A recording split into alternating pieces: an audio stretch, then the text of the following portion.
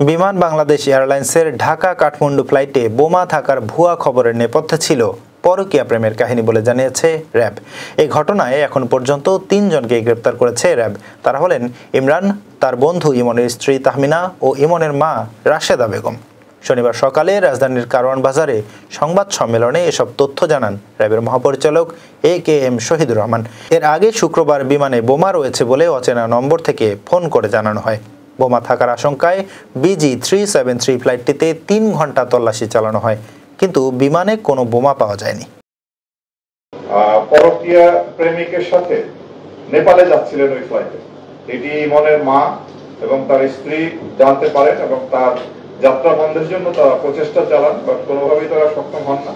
তখন ইমনেরই আর এক বন্ধু ইমরান পরামর্শ দেয় যে যদি এয়ার ট্রাফিক কন্ট্রোলকে জানানো হয় যে এখানে বোমা আছে, তাহলে হয়তো বিমানের যাত্রাটি বন্ধ হবে, এবং অ্যাকর্ডিংলি ওই মা টেলিফোন করেন এবং যার ফলে এই ঘটনার সংঘটিত হয়।